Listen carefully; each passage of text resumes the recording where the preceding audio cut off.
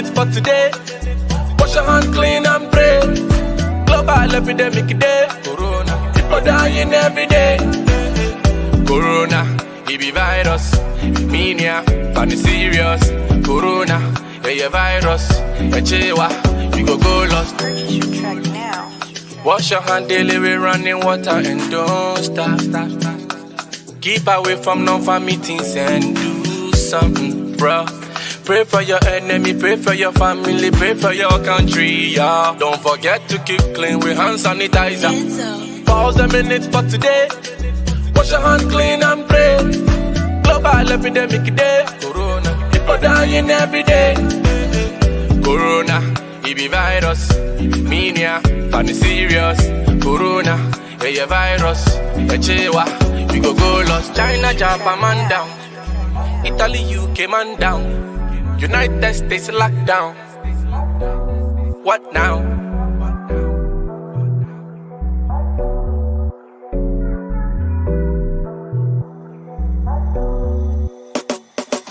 Pause a minute for today. Wash your hand clean and pray. Global epidemic day. Corona, people dying every day. Corona, it be virus.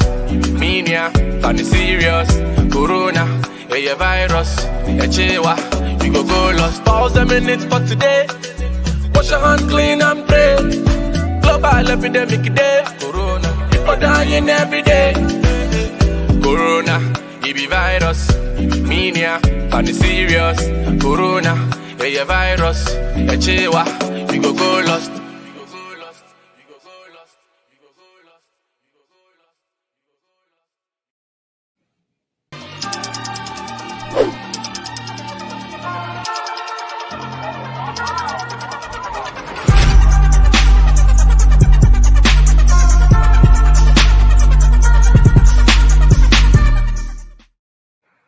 You're welcome to this edition of the Progressive Mind Show. Today is April 25th, 2021. I am your host, Alinko, with the Progressive Mind Show. Here is where we build our community through dialogues. We are located in the most beautiful city in the world, Chicago, and is also the place where it's called the Windy City.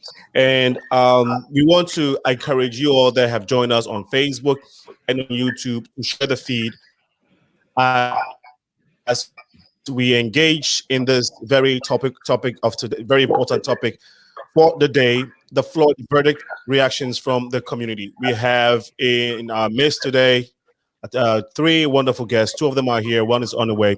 We'll be introducing them shortly to you. And I must say that if you are on Facebook, we need you to share this now. Also on YouTube, you can share it. This show is live on My Star Radio, a Pan-African radio station in the Midwest. No, not in the Midwest, in Washington, D.C. It's a Pan-African radio station, online radio station in Midwest. And we are looking to get with other platforms very, very soon. Without much ado, I want to introduce my guest for this evening. I have Attorney Benson, who is not a stranger on the show. He's been here before. Attorney Benson is an attorney at law. He specializes in criminal defense, civil rights, DCFs, and general litigation. Attorney Benson, once again, you're welcome to the show. Thank you very much. Good to be here. My pleasure. And then next to him is REMEL Terry, Miss REMEL Terry. I hope I got the name right. REMEL Terry is she's a social. Okay, great.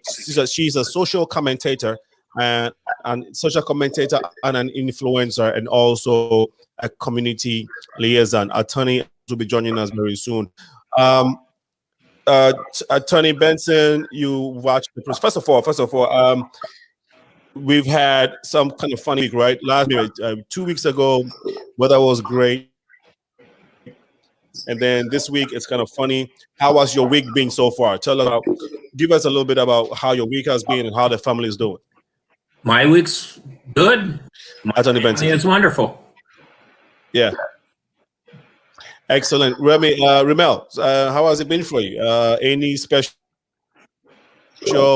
activity or anything that has been going on so far that you'd like us to know about?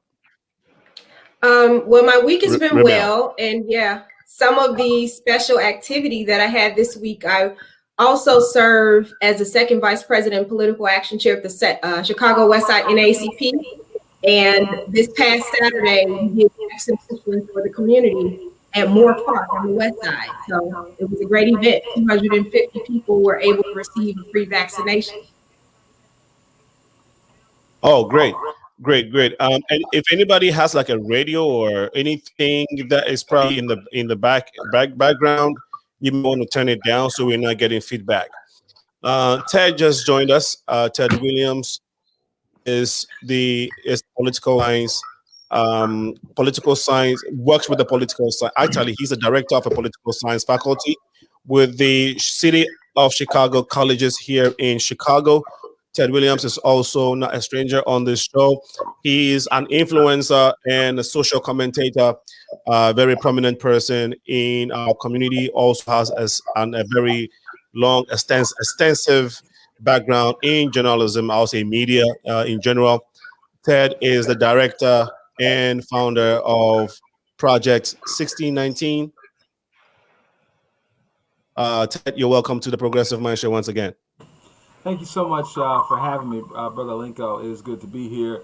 To clarify, there's the 1619 Project, and then there's what I do, which is called the 1619 Musical. And so we wrote a 2-hour musical production chronicling the history of African American in this country. And so our piece is separate from the New York Times 1619 Project, but I think just as important and significant for the community. So 1619musical.com if you want to check it out. But it is very good to be here, and I'm happy to spend this time with you all. And I apologize about my tardiness. I was on another call. It's the topic for discussion today, and hopefully.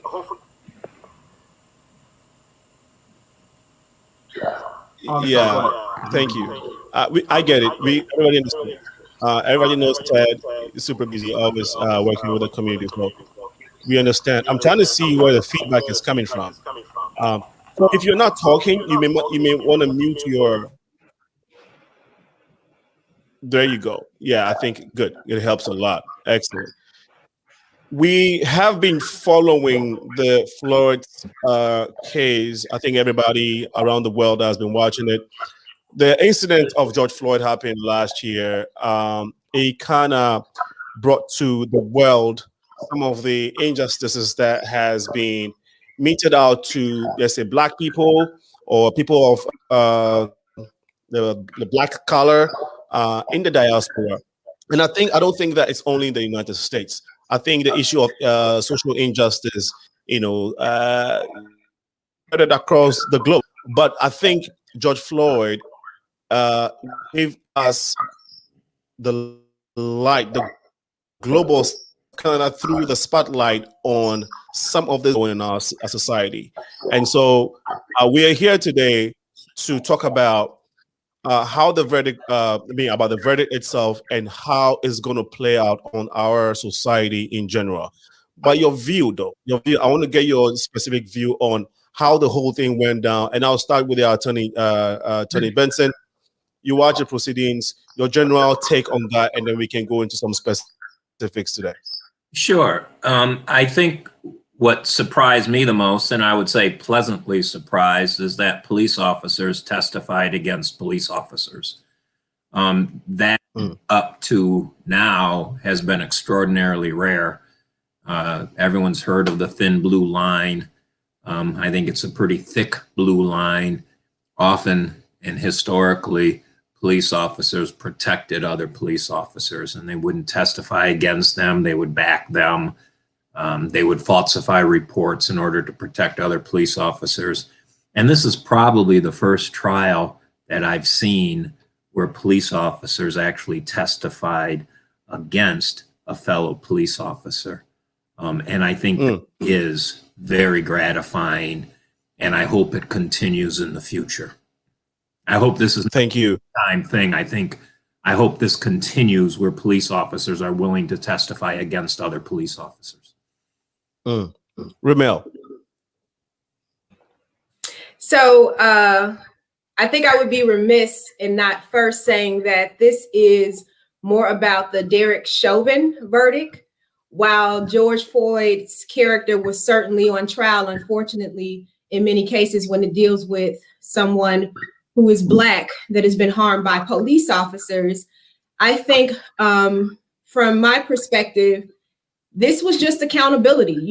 I don't see how this trial could have turned out any other way. So while I am happy for George Floyd's family, hopefully this has brought them some peace and comfort, I do want to be very clear that it wasn't necessarily representative of justice, but more so accountability that, was undeniable. Ted, your general overview of this whole situation. Yeah, I'll say the same and kind of move off of where Ms. Terry was speaking. I am not overly excited about this verdict. I am grateful, but it really represents kind of the bottom of our society. I mean, if someone cannot get convicted after murdering someone on video, you got 9-minute video that's been around the world. You've had 9 months of protest. I mean, what does it take, right? What does it take? The police, I had read that the police actually, in their report on his death, prior to the videotape being released, never actually even included the fact that the officer had his knee on his neck. That was not even included in the police report. Therefore, if there was no video, George Floyd would have died, and I guarantee you there would have been no justice whatsoever. With the video and the worldwide reaction, we had a shot at justice. But think about the thousands of other people in the same situation for whom there was not a worldwide response. There may not have been a video. I would say that justice will be served when those folks start to get true justice as well. Wow. Thank you. Thank you all for sharing your general overview on this. And I think we'll just piggyback off of what Ted just said, because I think just minutes after the verdict was out, there was a shooting of Micaiah Bryant in Columbus, Ohio.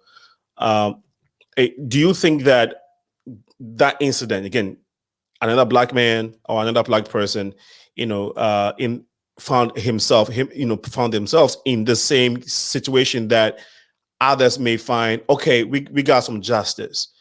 You think that it kind of simmers down the feeling of, well, we got something good, or we got some victory, in this fight or in this struggle for social justice? You think it simmers down for those people who may be feeling a little joyous of this verdict, REMEL? Well, I would say that that's always a challenge for me, right? I wasn't necessarily excited about, as Ted pointed out, I wasn't excited, right? Of course he should have gotten convicted. Like, there should have been guilty all across the board. There was no question about that. And so doing the work that I do and understanding our history and where we are today, I think that unfortunately we needed Micaiah to happen so that we can realize that this issue was not solved because Derek Chauvin was convicted of what the world saw him do. This is our reality, has been our reality for way too long, So I'm just a believer that we are the only group of people, Black people are the only group of people whose children are reliving their ancestors' history while learning that same history. And that just has to stop. John, can you respond to the same question? What do you think is a sentiment? How would you validate the sentiments of people who are getting mixed feelings now? We think we have one good, news today, and then here is reality. I'm sorry. I think we have you on mute. I'm sorry. Go ahead. Yeah, we're good. We're good. We're good. Oh, I agree with both your other guests. For one, if this were not on video, there probably would not have been a conviction. The point I made was that police officers did testify against a police officer on this case, and I hope that continues.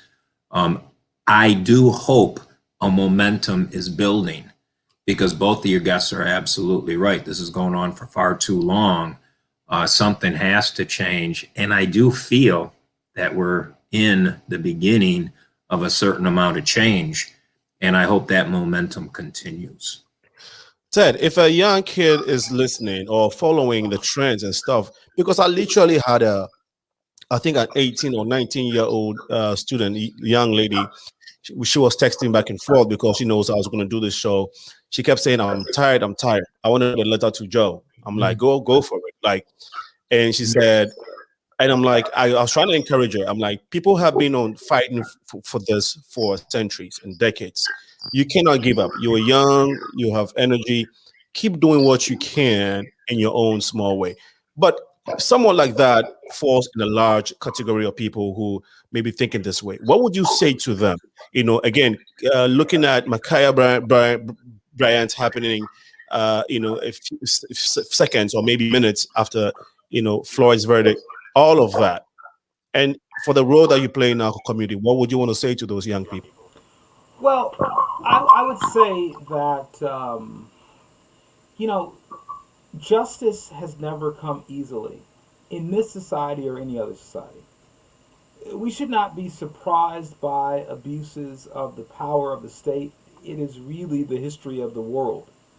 The difference in America is that in America, we have this creed that says that we hold these truths to be self-evident, that all men are created equal and endowed by their creator with certain unalienable rights. Among these are life, liberty, and the pursuit of happiness. And that to secure these rights, governments are instituted among men, deriving their just powers from the consent of the governed. Whenever the Declaration goes on to talk about how whenever the government does not fulfill those rights, if you will, that it is the right of the people to abolish the government. And so what I want young people to know is that justice is not easily come by. Injustice is more common in the world story than justice, but at least here we have a creed that we can go back to, a set of laws that we can appeal to, and a set of beliefs that we can ascribe to and use those as tools for justice in this society. So young people have to have hope, right? Napoleon said that that a leader is a dealer in hope. And so, us in leadership capacity, my work at the City College, I have to give my students hope. If they have hope, they have nothing. If they don't have hope, they have nothing. So I can't come and just tell them how horrible the world is. I've got to encourage them that there is hope. And maybe we will not get justice right away, and maybe we won't get it on every single case, and maybe we won't get it on the majority of cases.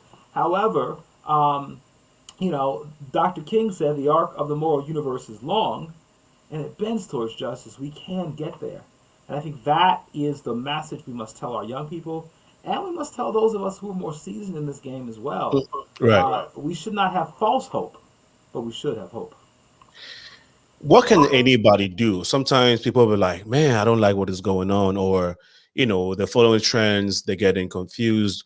How can anybody get involved in the struggle? How can anybody contribute meaningfully? Because some people just genuinely don't know how. Attorney Benson, you have been working with low-income communities. You've been in this the criminal law, you've been in the judicial system for a very long time. What have you seen people struggle with when it comes to getting involved in social justice or trying to get away from vices versus what they think they can help to contribute to better our society? And again, it's my fault. I keep okay. I think the political system, people do need to vote. People need to be registered to vote. That is a powerful tool that people can use. You see now what's happening is, and this is the Republican Party, I mean, they are now becoming the party of voter restriction. And that's because there is a trend going on in the United States, police reform. We have more of a progressive attitude now, and there are a lot of people who do not want that progressiveness. So what they're doing is they're regressive. They're putting up barriers to vote. We can't let that happen. That's one. Number two, if you ever do, by the way, get called for jury duty, make sure you're on that jury. I've seen too many times where people purposefully get off the jury because they don't want to be there. We need you on that jury. You can sit there very quietly and then say not guilty, or in the case of this police officer, guilty. So you just have to be involved. You have to be involved. Thank you. And I wanted to give you a follow up with this question. First of all, when you heard the verdict, what has been some of the reactions from your community, like from friends, calling you? And have you had any conversation with friends and people from your community? We just want to know what has been transparent after the verdict came out.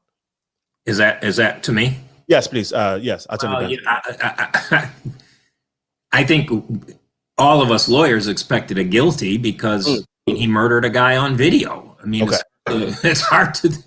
I agree with Ted on that one. I mean, that was not a tough one to find a guy guilty on.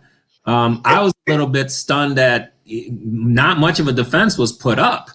I don't know what happened. I'm happy he was found guilty. He deserved to get found guilty. Justice was done in this one rare incident. Justice was done because it was on camera. But by the way, more and more things are on camera. People have cell phones. People have cameras now. More and more crimes are being committed on camera. Yeah, but Attorney Benson, having people being caught on camera committing crime A or B and have gotten away with it before. I mean, you being in the system, I mean, haven't you seen cases like this? I mean, where people have gotten away even though they were caught on camera? But I mean, this one, I'm sorry. There have been instances, right? Yeah, right. I mean, this one was just too obvious. Yeah, his hands are in his pocket, for God's sake. I mean, it was the most outrageous murder to be caught on video in a long time. Ted, what are people saying in your community? Are you getting a lot of mixed feelings, or people are generally moving towards the direction, some of the things you just spoke about, but people are optimistic and like they're feeling like, you know what, at least we got something and let's keep pushing? Yeah, so the fact that people are encouraged, many people I've talked to are hopeful. No, but I want to know what we're hearing. Yeah. Oh, no, I'm saying you have to mute everybody except for the so you talking about, is that what you're asking me? No, you're good. I'm asking you, Ted, that what are you hearing from people from your community? What are people calling you and telling you about? Okay, I thought you, never mind. Yeah, so no, absolutely. No, I'm hearing that people, from the folks that I'm working with in the community, that sort of thing, and they're like, man, finally this happened, that sort of thing. But I'm telling you, the bar is so low, right? So, I mean, to the point, everything we're talking about, I mean, to what everyone has said here, the fact that people are like, man, we turned the corner, maybe we might make it, maybe we might get justice. I mean, the bar is, how low could the bar be, right? So, so I've heard more optimism than I think is warranted by this event. The other thing I will say is that we oftentimes take sometimes anomalies and or sort of token events, and we try to paint larger conversations about those. And I think that we have to be careful about doing that. I think we've got to recognize that that maybe one sort of example of justice in a sea of injustice is good, but doesn't necessarily mean that the tide is shifting when you look at the data. Of all of the officers accused of killing a person each year, only 7% are actually even charged, and a much lower number are even convicted. And so we have a long way to go. Remel, you are very involved in your community, and so what are you hearing, and what are are you getting mixed feelings? But if you want to respond to that. Well, I would say since the George Floyd murder happened live on camera by Officer Derek Chauvin, that what I've noticed is not necessarily a lot of talk about this particular verdict, but I can say that I've seen an increase of individuals interested in learning how they can get more involved. So for that, you know, Yeah. I'm grateful for that, because you know, we were in the midst of a pandemic, and so everyone was sort of forced to be still, because oftentimes we forget about the case of Walter Scott.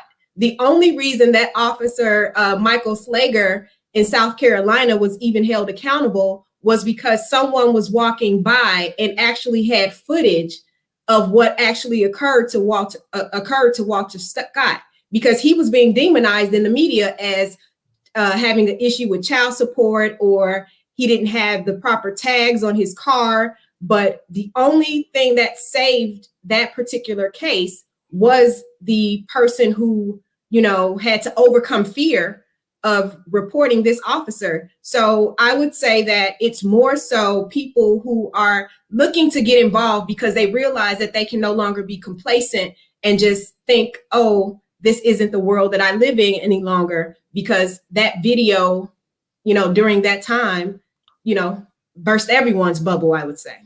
Great points. Some are also saying that, oh, maybe some are also wondering how could the political system have what effect the political system has had on this whole case.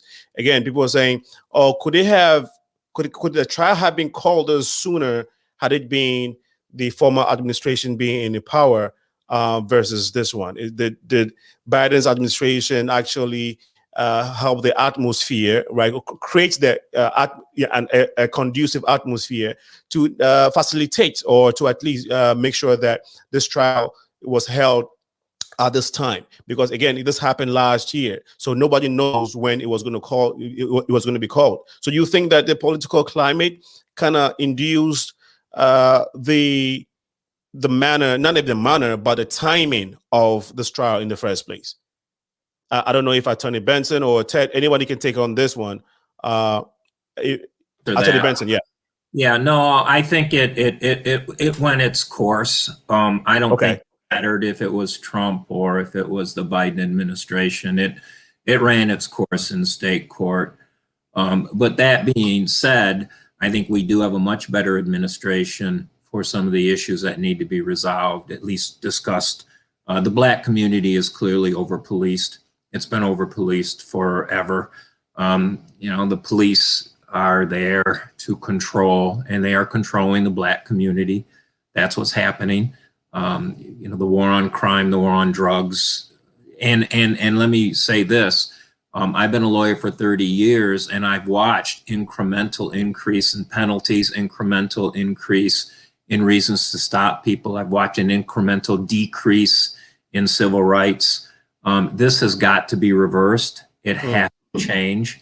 And I think we are at least beginning to discuss it in a more rational level right now. And maybe because Trump was such a spewer of hatred, maybe we're reacting a little bit to the fact that, I mean, he was just an avowed racist white supremacist. That's what Trump was.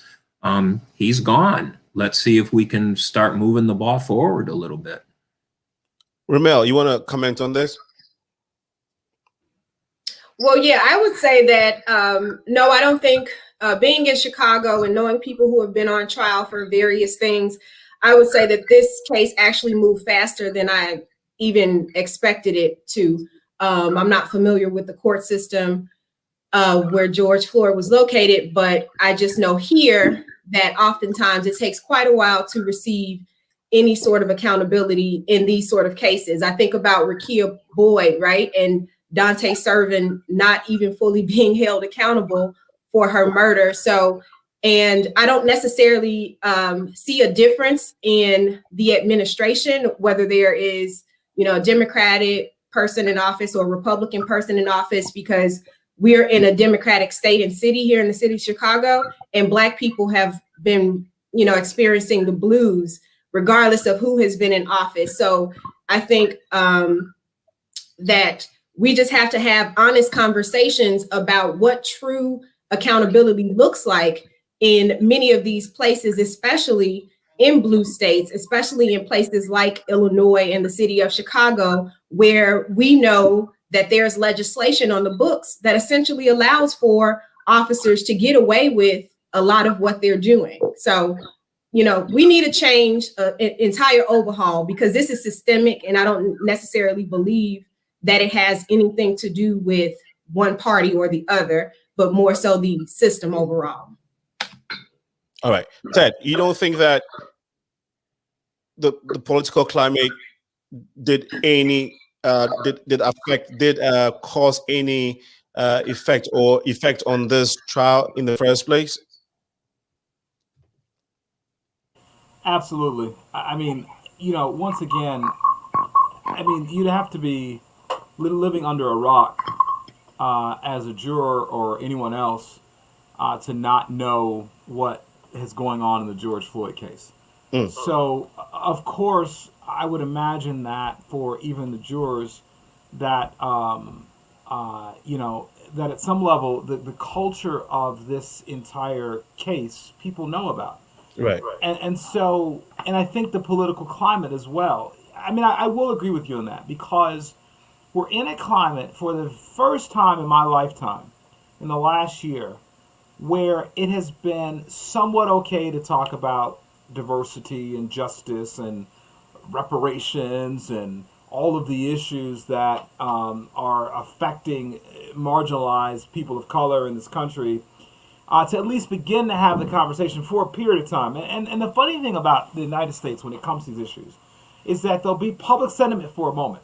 And then something else will happen. People go, oh, no. See now, like, let's say, for instance, the George Floyd situation happens as protest, and then there's a riot, and then they go, oh, forget it. See, now we tried to be nice, and we tried to do something, and now, these rioters, so just, it's too much, right? So I'm saying that we, as Americans, we have to have a larger investment in the questions of equality for all people, and the questions of due process under the law. The power of the state is ubiquitous in many ways, ladies and gentlemen.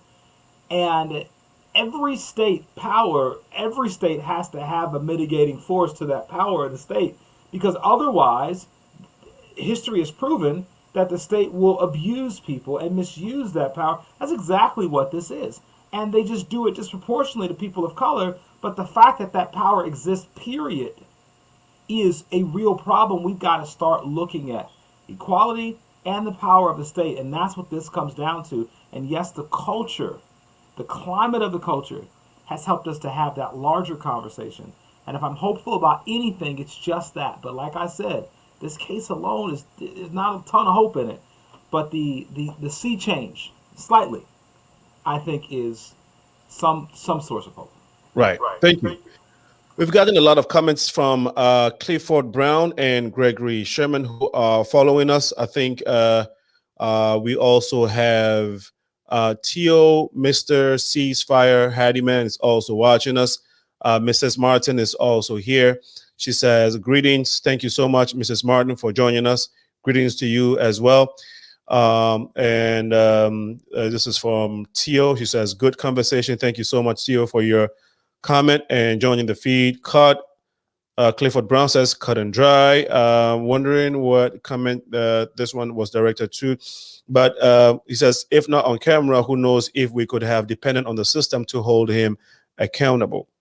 And then we have Gregory says, I feel like the fact that the world was holding their breath in worry, they prepared the entire world for an injustice.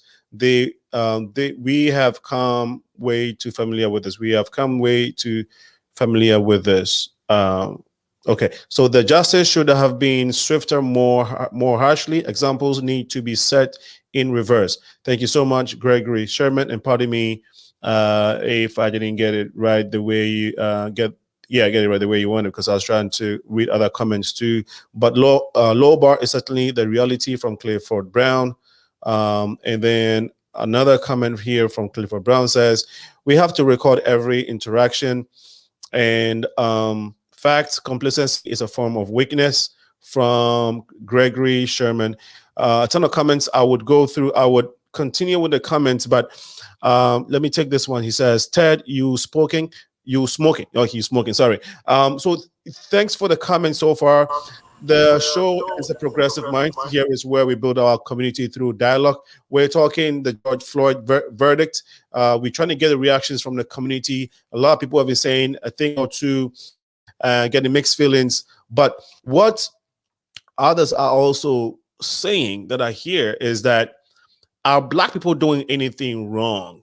Apart from everything that we're talking about, the injustices, the the police administration has to be restructured, and even the Floyd what bill that is being out there that we can talk about in a little bit. Are Black people simply just doing something wrong when they encounter the police? And maybe I'd like to start from REMEL. Of course not, right?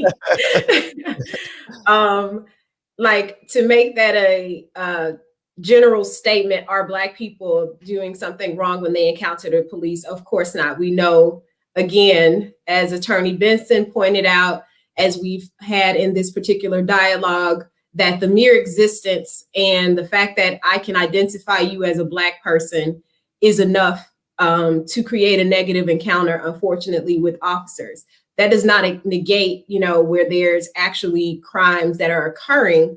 But in these situations that we often see and often speak about, where people are unarmed and dying at the hands of an officer, no, just the mere fact that they were born Black is enough. Because though we are focusing on the lives that have been lost, we've seen time and time again, not just in engaging with officers, but with non-Black people. Oftentimes, in general, as a Black person, you can have negative encounters just for existing. So, obviously, you're right.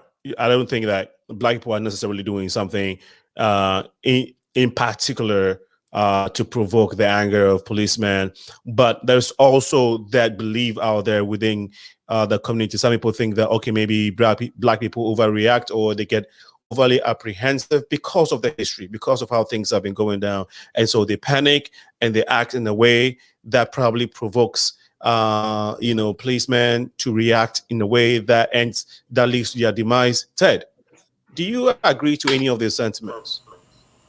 I can't. I think if you look at this on an individual basis, so I think there's a difference between individuality and collectivism, right? So when we're talking about individually, of course I'm going to do my best to act a certain way when I get pulled over by the police.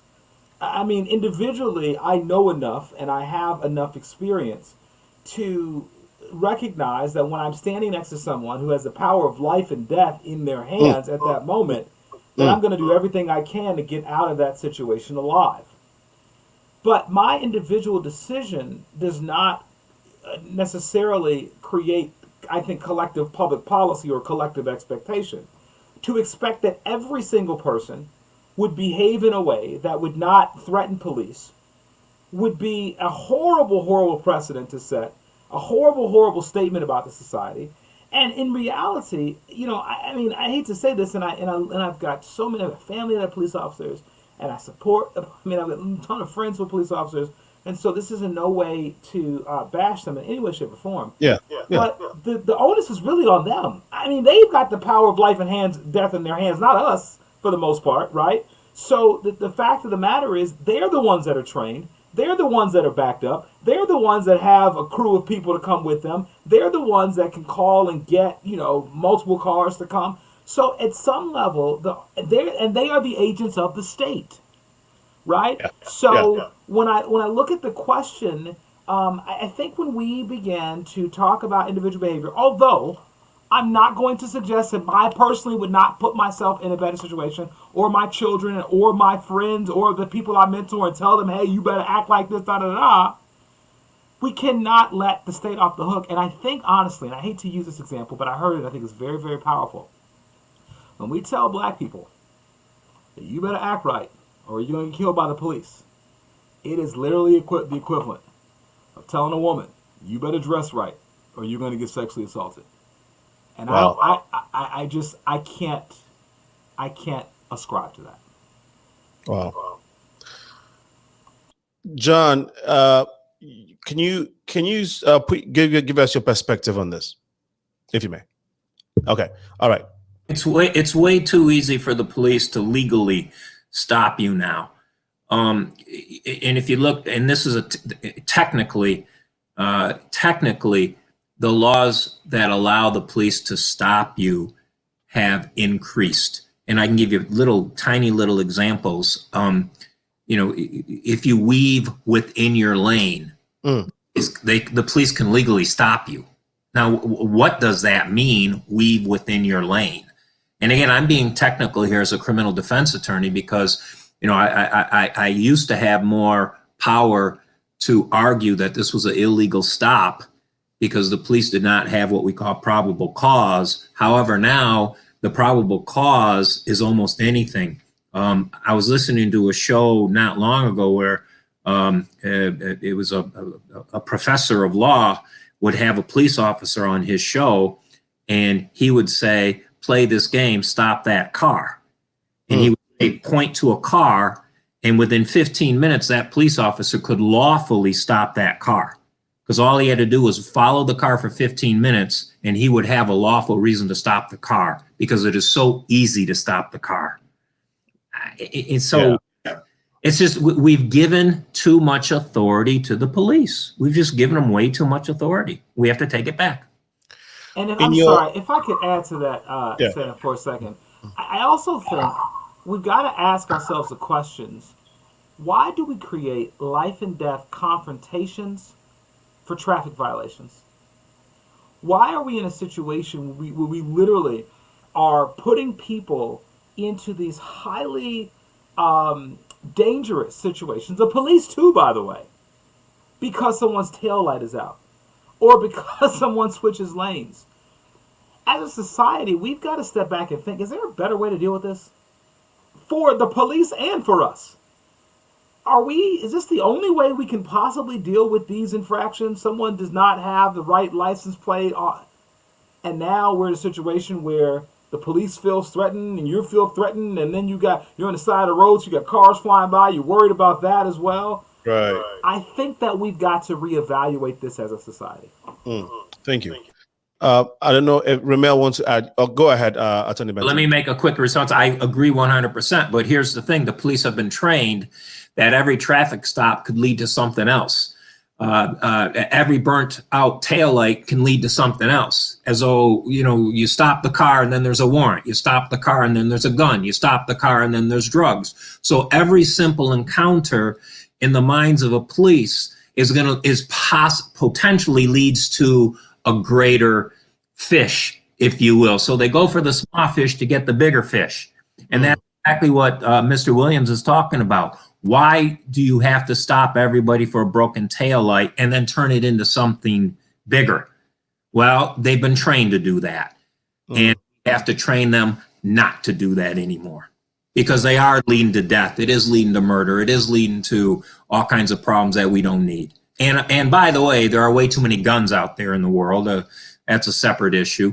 But I think a lot of these police officers are legitimately afraid because if you look at where police officers get killed, it's responding to domestic violence and it is responding to traffic stops. I think there's like 3 guns per every citizen in the United States. Maybe not a conversation for today, but there are way, way, way too many guns out there. That does cause a lot of problems for a lot of people. Ted, you were beckoning to say something. I don't know if you wanted to respond to some of the things that John was saying. You got these brilliant guests on the show. We're gonna keep going. I raised you. You gonna raise me. I hear you. The problem is we all agree with each other. No, but John starts talking about guns in the society, and I'm saying, I could go off on that one, but it puts the police at risk too. I mean, and the reality is, as he mentioned, the statistics for police honestly dying on the job are actually very low. Okay, I know we talk about these interactions, that sort of thing. And also, people will tell you that statistically, people who are not of color, they're getting shot by the police, that sort of thing too. That's happening too. It's just the fact that people of color are getting killed at much larger rates, right? Much more, much greater percentage. But when it comes to guns, there is a fear of the police that everybody could potentially kill them. But I had to say this, that's a greater fear for the whole society when you have, as John said, over 300 million guns in this country, right? And so we've got to, and I know I hate to get overly philosophical on these things, but we cannot just assume that the world the way it is okay. Dr. King said that the future belongs to the creatively maladjusted. And we got to have people like us who are thinking about these things and saying, wait a second, do we have to have so many guns in the society? Wait a second. Do we have to pull people over for broke, busted taillights, that sort of thing? Wait a second. Is there a way to have a society that's different?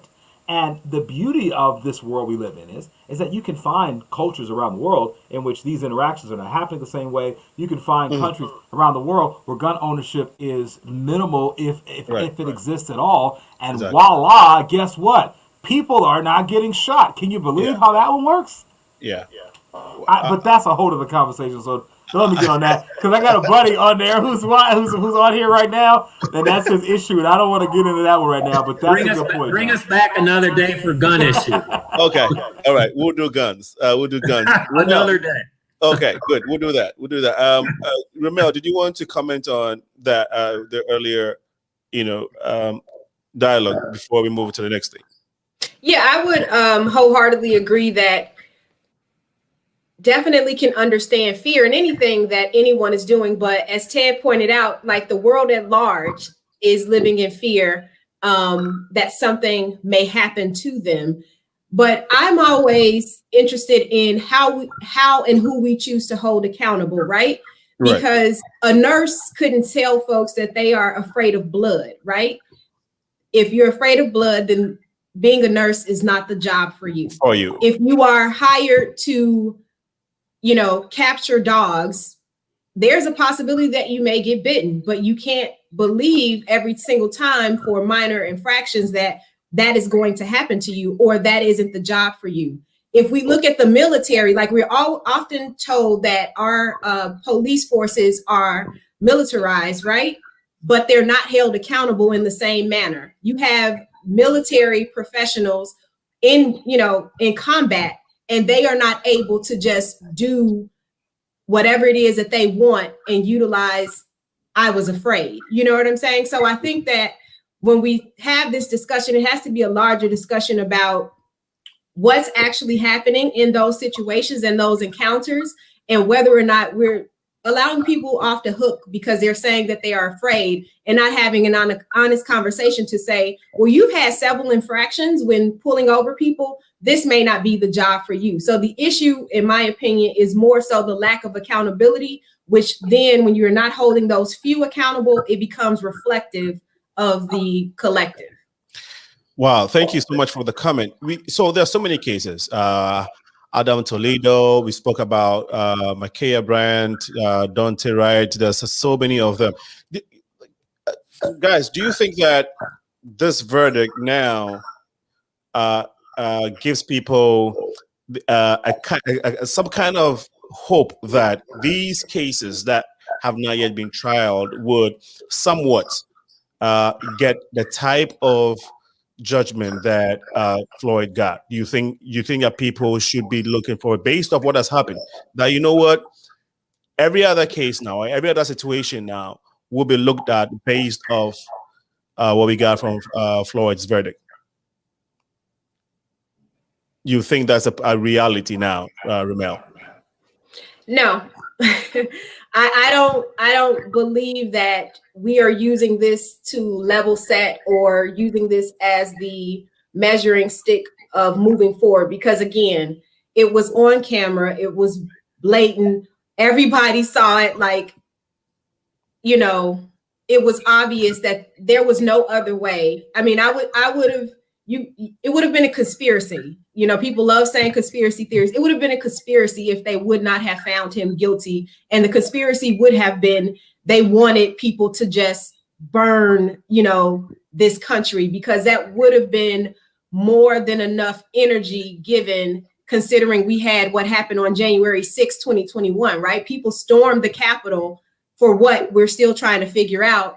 But we saw a man be killed on TV with a knee to his neck while also being held down by other officers. And if the verdict would have been anything other than guilty, I mean, like, what are we saying here? So I don't think that it changes for future cases. But again, like I've stated, what I believe it does is force people to get more involved, right? Okay. And get engaged and see what they can do so that they can start changing legislation, you know, doing more in whatever way it is that they can. Yeah, forcing people, encouraging people, inspiring people to get involved. I think you're right. I like that. Ted, you wanted to comment? Yeah, I think the danger in these kinds of cases is to take this officer and for him to become the representation of what's wrong with the system, and for him to essentially almost even become a scapegoat, which I'm sure that some folks on his side is, oh, he's a scapegoat, y'all just trying to get him because da-da-da-da, all this movement. I think they're right, and here's why. The fact that this man could be on George Floyd's neck for 9 minutes says so much about not just him, but about us. What made him think he could do that? What made him think that George Floyd's life, this is why this whole question of Black Lives Matter is such a critical issue, a critical question. What made him think that he could sit on that man's neck, even as Brett Favre tried to say, oh, he didn't know he was going to kill him, you know, da-da-da, whatever. Even if he did not think he was going to kill him, what made him think that he could treat another human being like this? So the question really comes back to a history in this nation, a 400-year history in this nation in which people that look like me were brought here for the purposes of labor, and that's it. And there was no value outside of that. Other groups of people who don't look exactly like me, who were brought here for labor historically, and that has been their only role. So outside of labor and entertainment for other people, they have no value in the society. So of course you could put your knee on his neck and not think twice about it. Because these folks, especially when they're poor, there's no value to their life. I know people always do the scenario, what if George Floyd was another race, blah, blah. They always do that. And I find that game to be whatever. But, you know, the truth is, guys, imagine if George Floyd looked like Marilyn Monroe. Would he have for a second thought it was okay to put his knee on her neck for 9 minutes? George Floyd was nothing more than an animal to him. Wow. I don't know if I would see a person do a dog like that. And so this question is really a question of the inhumanity that has existed in the society, his inhumanity that he has been told from the beginning of his life, by the way. And I think a lot of people have been told this in this country, that black lives do not matter. I think black people have been told that. I think white people have been told that. I think Asian people have been told that. I think Indian people have been told that. I think Latino people have been told that. They've been told it, particularly when you're poor. Wow. And so they're said he has no value to us. And therefore, that 9 minutes is not 9 minutes. That 9 minutes is 400 years. And until we change that reality, because even the kids in the hood who are shooting each other, they have been told that their lives don't matter. So that's why I can go and shoot you and kill you, because everything in the society has told me you're nothing anyway. I look like you and I'm nothing, so I have no self-esteem. You look like me and you're nothing, so I'm going to kill you. That's what's happening. And so it's a revolution in value. Senna, my life has value. Your life has value. Why does that have to be said in 2021? It has to be said because for hundreds of years, and I would say including even today, we have all been told, every one of us, as Americans, in the media, these people's lives over here have a lot of value.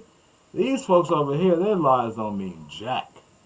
And that, if we miss that conversation, when we get excited about this case and we talk about this case, this case doesn't mean a thing when it comes to this.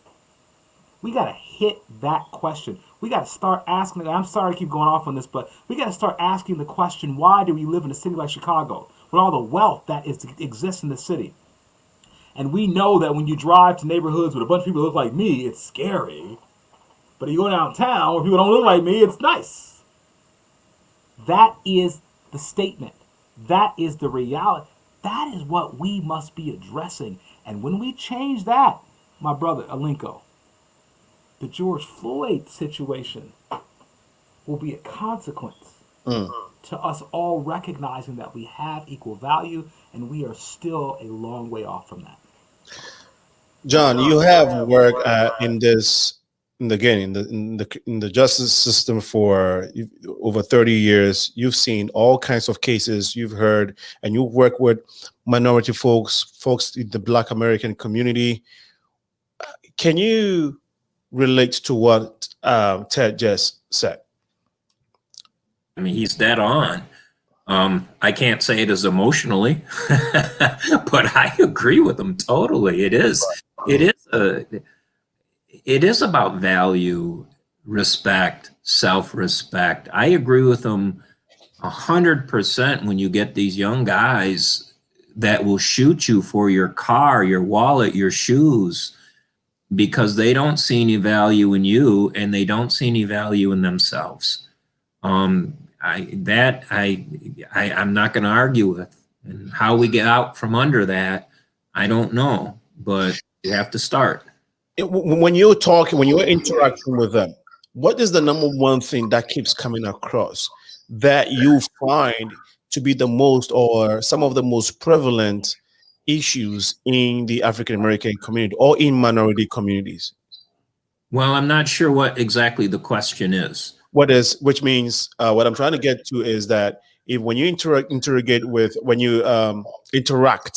with these folks, young people, or folks from the African American community, minority communities in general, what is the number one thing that they complain to you or they say to you regarding their interactions with law enforcement? The injustice, the unfairness, their fear of law enforcement. Right. I mean, so some specifics, like, do they say, hey, maybe they're afraid of getting shot. They're afraid of getting pulled over. They're afraid of getting falsely accused. They're afraid of having a cop put drugs on them. They're afraid of having a cop put guns on them, because that does happen. They're afraid of even saying anything to the cop because the cop's going to tell them what to do. Right. It really is the power. So fear is one thing that you would say resonates most of the time when you interact with. I think fear, in a sense, and I think it's the sense of injustice, but I think that is difficult to, pinpoint. It is fear. It's fear that this is going to happen to me. Right. So Ted and Remel, you think the injustice, the long existence of injustice and the intensity of it has caused so much fear? Would you say it's caused so much fear more than optimism? Remel, would you say that? Would you say that's the case? Would you say there's more fear within the African American community rather than hope, due to the injustices that has been meted or that has been experienced in this community for centuries, if decades and centuries? As it relates specifically to law enforcement? Exactly. Yeah. Yes. We're talking about law enforcement specifically. Well, yeah, I mean, it depends on who you ask and where they are, right? Because some people may have good relationships with officers. In certain communities, especially with Black officers, if they are doing their job, because most of them have no choice but to do their job because they understand the seriousness of their role and the importance of having that community connection, you may have those individuals who have that relationship say, well, they have a fairly good relationship with the officers. And so those type of officers give them a sense of optimism. But when you try to reference the entire law enforcement or the collective law enforcement, then yeah, I do believe that fear exists, because you have everyone sort of experiencing some level of harassment or negative reaction or interaction with officers. And unfortunately, especially with our children at very young ages, like in certain communities, there's officer friendly, but too often in Black communities, you have where children make this assumption themselves because of negative encounters that they don't like the police, or they are afraid of the police because they may see the police harassing a relative for no apparent reason, just because they can, right? Because we've seen that on video as well, people walking down the street and officers are in their cars antagonizing them and, you know, speaking disrespectfully. So I think it just depends on who you are, where you are, and the level of interaction you actually have with officers. It can vary. Ted, she said it can vary. It depends on who you are, where you are. In general, how would you, and you spoke eloquently earlier on this, but maybe if you can expand on it further, how would you rank these three words? Optimism / hope, fear, and anger. Which one prevails the other when it comes to the Black community versus the justice system in general? Yeah, so I'm going to go with fear on this one, right? Because I think fear is a killer of optimism, and it produces anger. When you see a dog that's afraid, the dog will lash out at you. Americans as a whole, and I know I was a little fiery, y'all, I'm sorry, but I get very passionate about these issues. We love that passion. I can't promise it won't happen again, but I'm just saying, but I apologize in advance. No, bro, you're good. We all care about this stuff so much, right? This is life and death, right? It is. And so I want to say this because, I love all people, because I'm sorry about that. I think we're here. Right? And I think that, some people who have not delved into these issues deeply go, oh my gosh, they're just talking about Black this or this, da-da-da. I'm saying that we want to get to the place where we don't have to talk about this. We want to get to the place where, as a society, we can all sort of just, as Rodney King said, get along. We don't have to talk about race and this and that. But I'm talking about reality, okay? Reality. Reality shows us that people who are of color are disproportionately disvalued in this society. There are no ifs, ands, or buts about that. Fear drives all Americans. We are a terrified country. One of my favorite documentaries, I love Michael Moore, and the Bowling for Columbine documentary that he did, I don't know, it was 20 years ago now. He talks about this concept of fear, that Americans are terrified of one another. And they talk about the move to the suburbs, and people were afraid, so they got more guns. Oh, here we go with the guns again. I'm sorry. And they got more guns, and oh my gosh, you might break in my house, I'm going to shoot you. And then, guns are, I'm sorry, Cliff, please forgive me, but guns are more likely to be used to kill your own relatives if you've got them in your house than to kill some intruder that we're all afraid is going to come. But I digress on that. But the point is, we are all afraid. We live behind fences. We live behind walls. We don't talk to each other. Now we're afraid that we're going to get each other sick. So we walk around, and we were already socially isolated, folks. Now you can't stand next to somebody. You can't talk to somebody. You put a mask on. I mean, it's a culture of fear. What the heck do you think is going to happen? You're armed, and you're fearful, and you're unequal. What do you think is going to happen in this society? Inequality, fear, and access to all kinds of weapons makes it's a perfect storm, if you will, in this country. And we've got to deal with these questions. And we have to deal with the questions. I am someone, and my mom, taught me this. My mom, God bless and rest her soul. She's left us about a month and a half ago now. But one of the things that I have been living in her spirit this last month and a half. And one of the things that my mother emblazoned on, in my heart, was to treat everyone the same. Wherever she went, she would talk to the janitors, and she would talk to the president of the company, and she would talk to people at all walks of life. And so I try my best to live that out, because the inequality that this society is comfortable with, we're comfortable with wealth next to poverty. As long as those poor people don't end up in the building where the wealthy people are, then we're okay. Okay, you know what I'm saying? We call it gentrification, right? You know, so okay, we live in here, and now, you know, we got the nice buildings next to the poor people. But Santa, what we're talking about is this larger question of inequality. We've got to not be comfortable anymore. Dr. King, again, creatively maladjusted. We cannot be comfortable with inequality, and we cannot be comfortable with fear. And if we stay comfortable with both of those things, not only will we have police brutality, but we also will have gun violence and gang violence and robberies and that sort of thing. And we've got to begin to reimagine our society.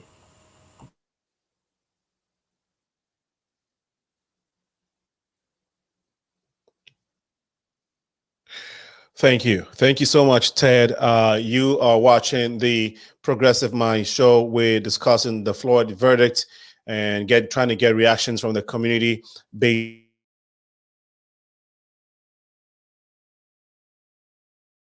of what transpired last week. More so when we just had another incident minutes after the verdict came out. People were like, okay, yeah, you know, we have some relief now after all the protests, after all the anxiety, the frustrations, the waiting, and then boom, it's like back to square one. And of course, some people will be like, and that's why when the young lady texted me, I kind of vibed with what she was feeling, because, you know, for some young people, they may not understand the struggles that had gone on, and they may not really grasp, you know, everything we are talking about, be a little bit over their head. So all they are looking for is, you know, quick solutions. You know, things got to change. You know, the younger ones, millennials, they're used to getting things done and seeing change almost instantaneously or immediately. But when it's not happening and going that way, I understand, and I can feel the frustration of a lot of youth, millennials out there who are getting frustrated. But as they have said, my guest eloquently said on this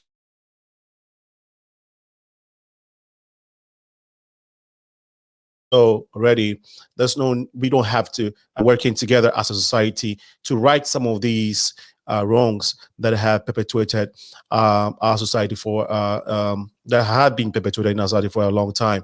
Again, this is a Progressive Mind show. Please share the feed if you're on Facebook and on YouTube. The time is about 3 p.m. or 7 p.m. 7 minutes past 3 p.m. CST. And we encourage you all to keep sharing the feed. There has been a ton of comments that have come through so far, so I'm going to try go through some of the comments. If I do miss yours, please pardon me. I am trying my best to get all the comments out. You can also ring in sometime during the show to express your feeling, ask a question, pass comment. This is a community platform, okay? So we encourage that. We want you all to be doing that. I don't know if I have a caller yet. Do we have a caller on the line? This is the Progressive Mind show. Do we have a caller on the line? Okay, looks like we may have lost this one. But let me go ahead and take some comments.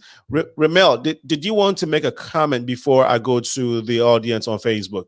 I don't know if there was something that you wanted to say that I missed, but if you do, please go ahead and make that comment before I go before we take the feed from our audience on Facebook.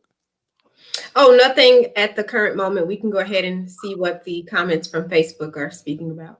Okay, great. So, right, let me start from, I think Gregory Sherman is wins the comment contest for today. He has more comments than anybody. So I'm going to try and do justice to that. I'm trying to go all the way to the top because I missed some. Okay, let me see here. She says, I feel like the fact that Okay, I think we have already read this, but let me see here. Okay, he says we need the police to look like the community in which they serve. White boy from suburb America can't police predominantly black neighborhoods. Is this necessarily true? And I would like Ted and yeah, Ted, because we've seen some white policemen in some black neighborhoods who have been excellent, right, in terms of their policing. So, Ted, would you want to respond to this before I go to other comments, because we might miss this? Do you agree to Gregory's comment on this? So you can put me on the spot on this one. That's fine. Right. So you put me right into the middle of the controversy. But it's okay, bro. I got you. It's fine. I would say that because I'm both parts political and spiritually minded. Okay. I will speak on both in both segments or both sections. In terms of humanity, it is possible for anyone to serve anyone in any community in terms of humanity. All right. It is possible for someone to have a heart for people, regardless of whether they're from the same culture, whether they're from the same background. These things are all possible. And we have to account for that in the reality of dealing with human beings, because we are not a monolithic people, as human beings. Mm-hmm. However, when you look at how communities are set up, I could say it doesn't matter what the race is of the people who own the grocery stores in my community, because I love all people. It doesn't matter what the race is of the police officers that are monitoring us in this community, because I love all people. It doesn't matter. But at a certain point, you got to ask yourself the question, what the heck is going on? And you have to ask yourself the question, if people are not familiar with, comfortable in, connected to a culture, are they the best people to be policing that culture? Now let's flip it around. And let's say that that African Americans were the predominant police officers in the Italian American community. Mm. And every Italian American community had 90% of the officers were African American. You could say, hey, we can have relationships individually. It's about individualism versus collectivism. Individually, yeah, we can have relationships, etc. But the truth is, you and I both know that in order to be effective in service, you ought to, at some level, reflect the people that you're serving. And I don't think that is a really complicated thing to think about. So, can we allow for some levels of divergence from this? Of course we can.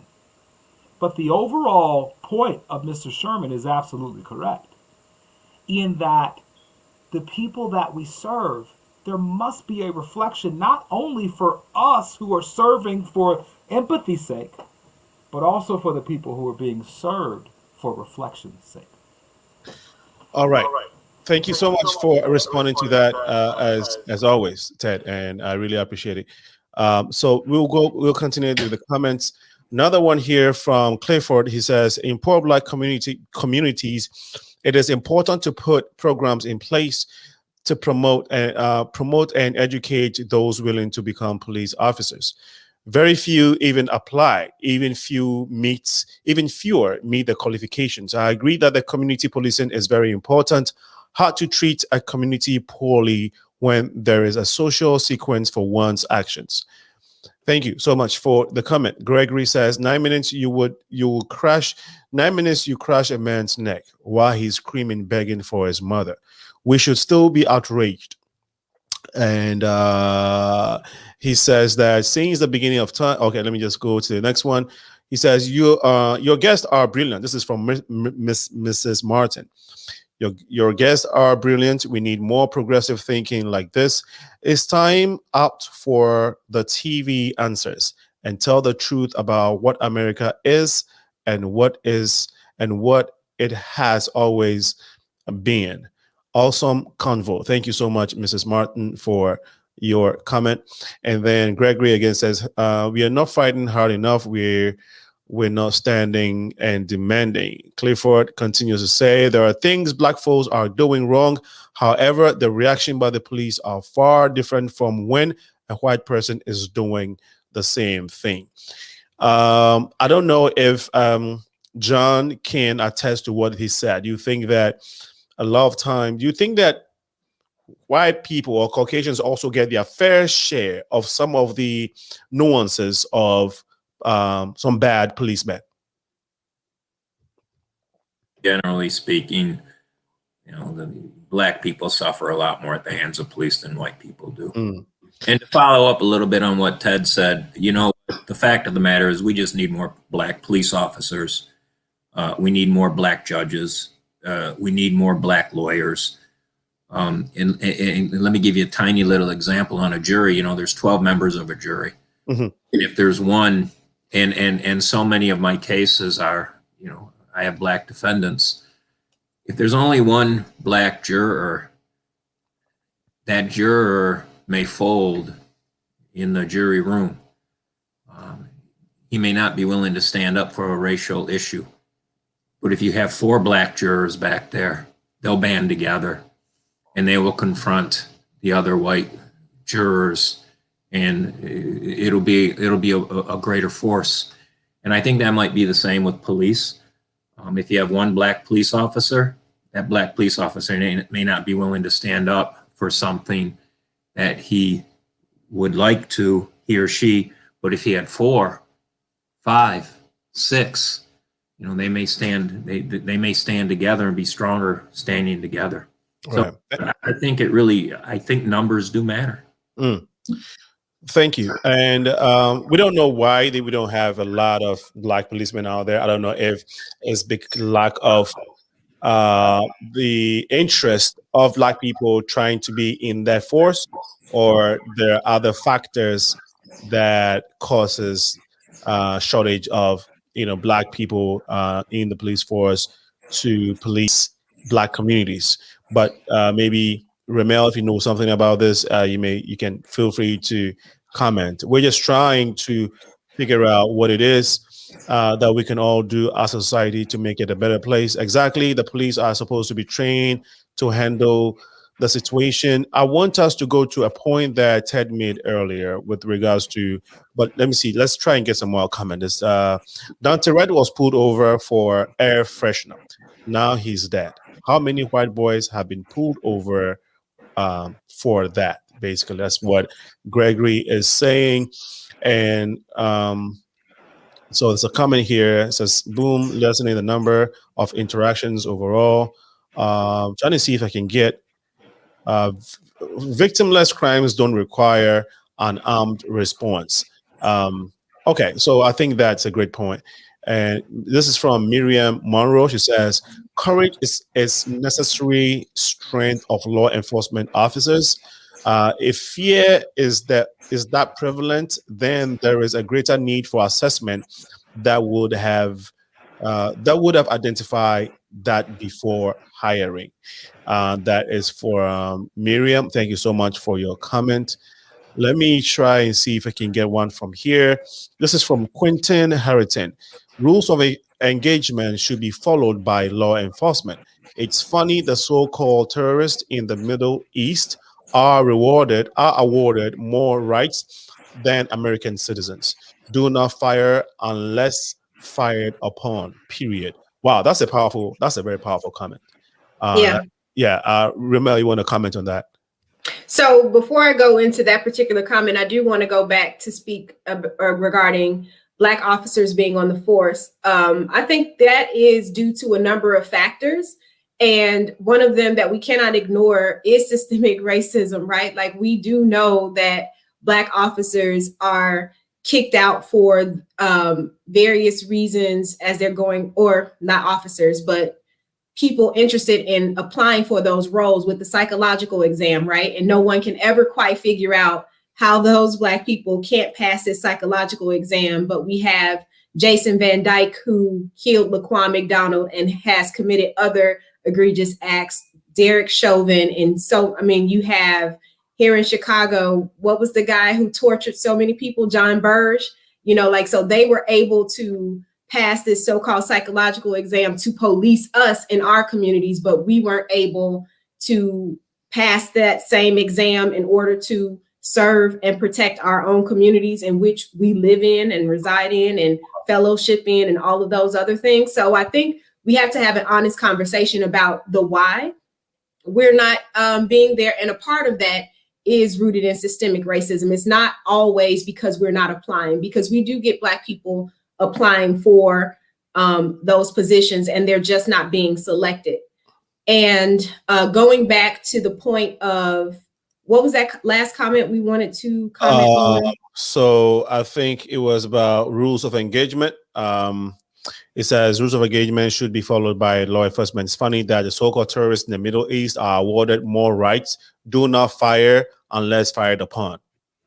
Right. So that was part of one of my earlier sentiments, right? Mhm. That police in America go through this sort of military training and things of that nature, yet they're not held to that same standard when it comes to accountability, because the military cannot do certain things. And if they were deemed to do any of what we see American police officers doing, they would most certainly be held accountable to the fullest extent without even what we would consider the same level of representation that an officer, you know, here that's represented by a union would receive. So I wholeheartedly agree that that is a reality, and that is something that legislatively we seriously need to consider, how we hold these officers accountable and removing any legislation that allows them to get away with criminal behavior while performing, you know, as an officer. Thank you. Thank you. I don't know if anybody else wants to comment on that, but I can, a lot of comments that I want to go through, but if any Ted or John wants to comment on that, okay, that's fine. John, did you want to say something? Okay, great. And then he says, I don't even know one person that has had a good encounter with police in my neighborhood. They have always hunted Black folks. Is that possible, Remel and Ted? I mean, you have lived in this country, I mean, for decades, you know the stories.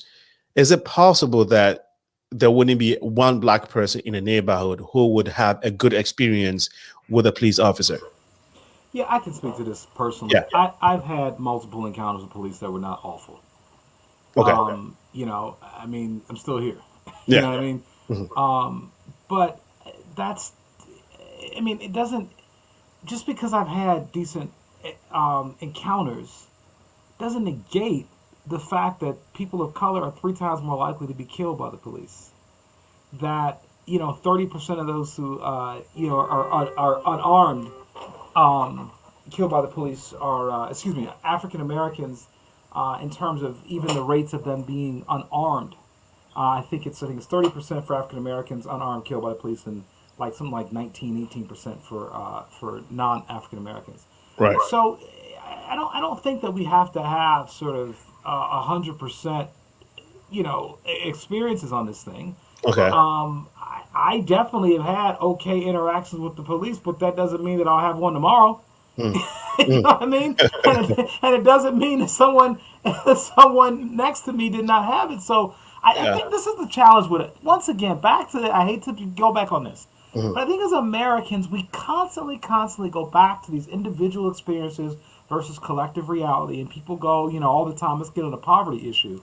Well, my family came here and we did this, and I worked hard. I worked 3 jobs and da-da-da, so I don't know why you're poor and why you done it. It's your fault. It's like, dude, come on. Just because you were able to pull yourself out of poverty at some level, potentially, maybe somebody else actually pulled you out to begin with, but that's a whole other story, because I don't think anyone individually is able to be successful. We are all, you know, a consequence of what each other is. And so, you know, my success is not anything I've ever done. My degrees and my money, and that came from somebody else helping me, right? My parents, my family, my teachers.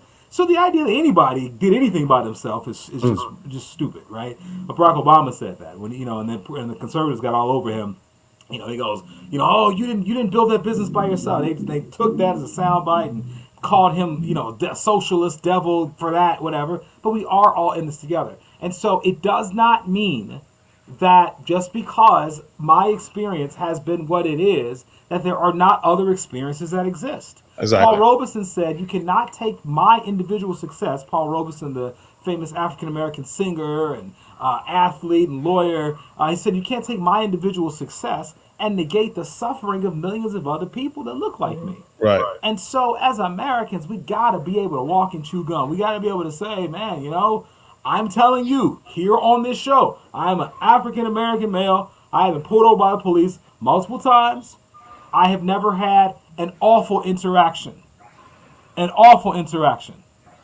I mean, I've had some challenging ones. I've actually had a couple decent and good ones. Yeah. But so what? Who cares? As if that means the rest of this is not happening. And if that means, that doesn't mean that once again tomorrow might not be a different story. Yeah. Yeah. Yeah. Go ahead, Denise. I would like to piggyback off. You know, you have to laugh sometimes. And the reason that I want to piggyback off of what Ted just said, because when we pose those questions or we try to leverage, a few of us who may have or have good reactions or interactions with police officers, we don't do that same thing when we're looking at the history of this country and many of the things that Ted spoke about earlier. And I'm reminded of something that I heard Muhammad Ali say in a interview a while ago, and it was in reference to collectively, if white people are supportive, or this notion that racism or what have you is really just a few people. And so basically what he said was, if it was just a few people, if it's not so many folks who are engaging in this, then why do we see the conditions that we see today, right? So that sort of leads into what Ted is sharing. Like, just because a few of us may have had one or two good interactions doesn't negate the larger pervasive problem that we see when it comes to Black people engaging with police officers. Because I can say I personally have had a negative encounter with a police officer, and I know that it's largely because of the community I choose to reside in. They pulled me over for something that was very minor. It wasn't a moving violation. I asked for the ticket. They were like, no, I'm going to give you this parking ticket. And I said, well, I'm not parked. And that was an opportunity for that officer, who was probably, to Attorney Benson's point, that they can look for one thing to progress the charges. When they noticed that it was nothing, he could have just said, ma'am, go on about your day. But instead, he took it further to give me a ticket, which eventually he didn't turn in. But that's part of the problem, right? So while majority of my good interactions with police officers are involved in my community work with officers who acknowledge that there is a problem within the culture of law enforcement, it's totally different than the everyday interactions that I know people are facing in my community when engaging with officers. So I can't say that, a good experience trumps what the collective is experiencing, which is historic, right? Like, these things, again, we are in 2021 having this same conversation. I remember as a child learning about this, and now I have to have these conversations with my child. And I really do not desire to have these sort of conversations with my grandchildren. Right. So it's very problematic that we do not see this, and we choose to, what I feel, ignore what has been here, at least, my lifetime, and it hasn't been that long. No, thank you. This is also very personal to me, But I'll share this story after taking a few audience comments here. Clifford says she's correct, and Gregory says, "I love you, Black woman." So you're getting some shout outs. Remel, this is from Ernest, my friend in London. He says, "Sister got wisdom." So big up to you, Ernest Canto Danko, my friend. I have seen positive interactions with the police. This is from Clifford. Pocho is watching all the way from Ghana. He says, no doubt, Maji. Hey, Pocho, you're in Ghana. Now, I was trying to get a Ghana perspective to this because Ghana had, I wouldn't say a state funeral. Don't quote me on that, but because there were some government officials that were involved, I remember. But bottom line is that there was a funeral session that was held for George Floyd in Ghana. Okay, so it tells you how serious the people of Ghana took it, and the connection there, and what this verdict means to not just Black people here, but across the globe. And so, Pocho, thank you so much. But if you have a comment, please send it in. If you a question or question about what we're talking about, please feel free to do so. The number to ring in is 815-277-5047. And as he says, I love how you put that, from Gregory. All right, so the last comment, and then he says that literally are hunting Black folks, can't sugarcoat that. Illinois is built on corrections. Okay, so my personal experience, which will lead us into I want us to look at the Floyd's bill and how, it's going to help with policing, which is somewhat the bedrock, may not be the main, but it looks like the bedrock of some of the situations that we've been talking about. So I've also had negative and positive interactions with police in the police and law enforcement in this country, because I got pulled over somewhere 2008 or 2009. That was my first experience of American police. Now, my first one. That was the second one. The first one, I was pulled over. I didn't know why, so I kind of panicked and then quickly pulled into a parking lot of McDonald's that was in Bolingbrook. And then when I parked my car, the policeman was behind me, of course. And the culture in Ghana is that when you're pulled over by a policeman, you get out of the car. No, it's not. I don't know if it's by constitution or whatever, but that's the culture. The citizen, get sometimes it's a norm. It's a norm. You get out of the car, you walk to the policeman, you have interactions with him, show him a document, all of that. So it's a norm for me. So I got out of my car. When he had pulled me, I got out of the car and I was walking towards him, and he did that. He extended his hand towards his holster. He says, "Go back to your car. Go back and sit down." I'm like, "Okay, officer, I don't know what's going on. I was just trying to talk to you." In my head. Now, that is an innocuous act, right, from an African who is going through this experience. Now, that was a Black police officer. So he beckons me to go back to my car. He comes, talks to me, tells me why he pulled me over. That was one. Second, next one, it's a Caucasian police officer, pulls me over. And here is a difference for me. That police officer, the first one, the Black officer, gave me a ticket for not turning on my turning signal before getting to the next lane, and then lets me go. The other officer tells me that he pulls me over and he says, I pulled you over because you ran away from an accident. I'm like, I've never had an accident. I've been in this country for a year. And then he says, turn around and put your hands behind you, put your hands on top of your head, something like. He beckons me, he wants me to do that. I'm like, officer, I was trying to find out, why did you pull me over? Like, why you have me out of the car? What did I do wrong? He says, don't say anything. Then I was insisting on finding out why he pulled me over. He kept saying, don't talk, I don't want to hear anything, just turn around and put your hands behind your back. I think it was behind your back or over your head. So whilst I was going to do that, I was shaking. Whilst I was going to do that, I asked, officer, he says, if I hear a word, the third time I was going to ask him, he said, if I hear a word from you, I'm taking you to jail. That was when I'm like, okay, let me just do that. I turned around, he put the cuffs on me, and I was standing there. And then in a few seconds, I think a SWAT car, another car came. I think it was two other cars. And whilst he was talking to me, he was standing behind me. I've forgotten what he was saying. These other police people had got into my car, and they were ransacking my car. I had no clue then why they were in my car. There were two officers in my car just stirring things up, like moving things back and forth. I'm like, what? Why are they in my car? Again, I didn't know the culture. I didn't understand what was going on. So fast forward from what Officer Attorney Benson is saying, that they pull you over to see if they can find something else.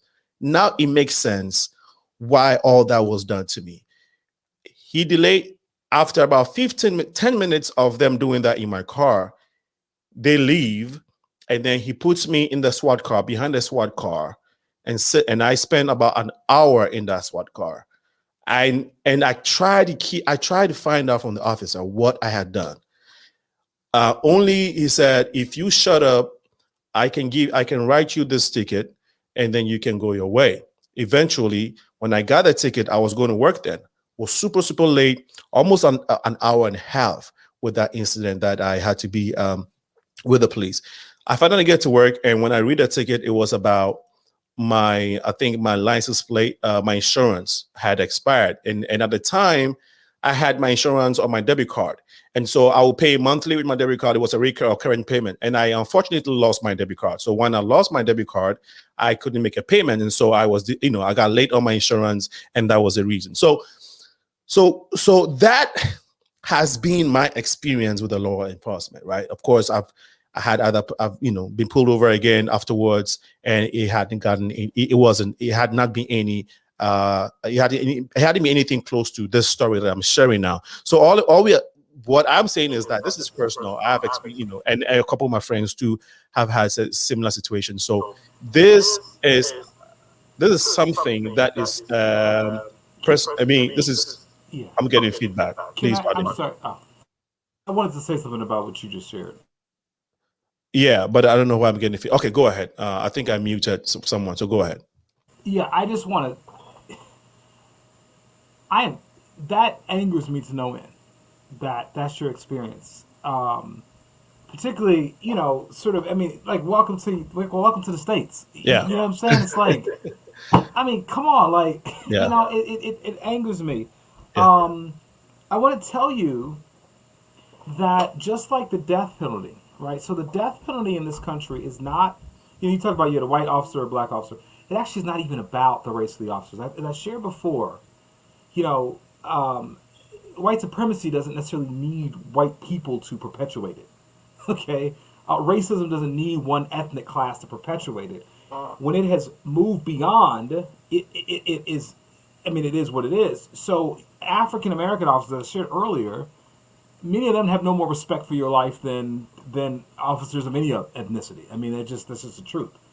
And so when I listen to your story, it angers me. It goes back to that question of why are we pulling people over in the first place and doing these kinds of things for simple infractions, non-violent. You missed your payment on your insurance. It's nuts. But when I look at the death penalty, for instance, and I was actually taught this statistic by a white professor years ago who helped me to understand that when it comes to prosecution of criminality, it's not about the race of the perpetrator, it's about the race of the victim. So when you look at the death penalty, people who get the death penalty are disproportionately, it's not about sort of the race of the person that's on trial, it's disproportionately based on the race of the victim. And there are certain lives, once again, that we value in this country more than others. So when I look at your situation, I say the real issue, and I think people get this twisted. They go, oh my gosh, it's a black officer. How can a black officer treat him like that? How can a Latino officer treat him like that? Because we're all drinking the same Kool-Aid in this country.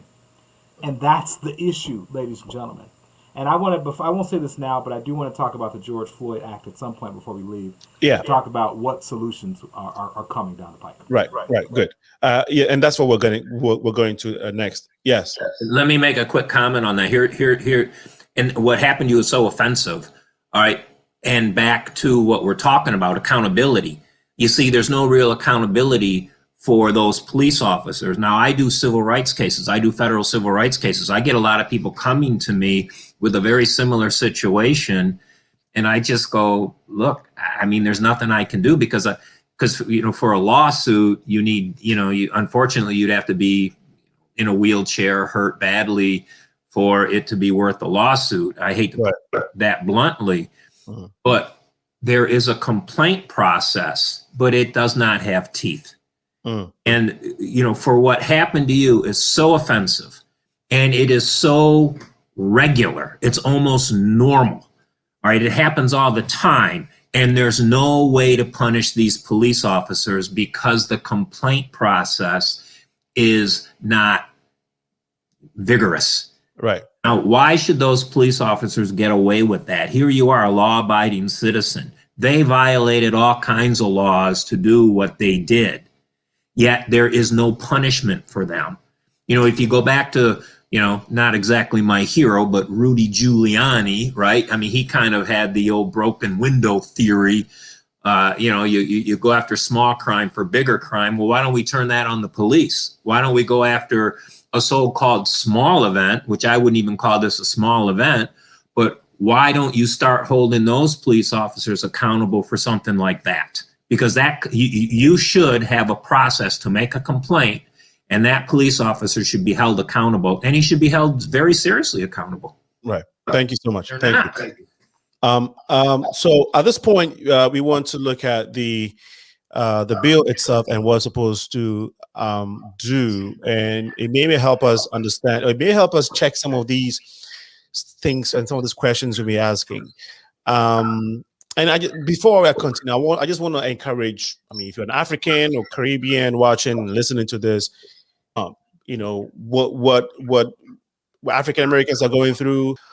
You may see it on the news, and each time you see it on the news, it happens to be an African American name, right? But this is a Black situation. I mean, if you're brown or if you're any other color, and that belongs to the minority community, or that's supposed to belong to a minority community, this things concerns you. All right, we all deal with these things all the time. And again, it's not to say that all policemen or all Caucasian or all non-Black police people are, you know, bad, or even all police people, because some of the Black police people too can be culpable when it comes to some of these negative acts.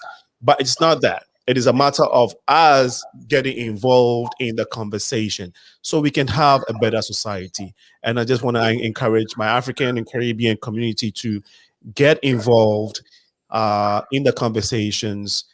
Do whatever you can. Go on a social media platform. Add your voice to some of the social commentators. REMEL is always on what do you call it, social media. Ted is always on social media talking about some of these things. So find something to be a part of, because when it gets better, when a society becomes a better place, benefits us, our children to come, and that's the point of this. So let's look at this bill.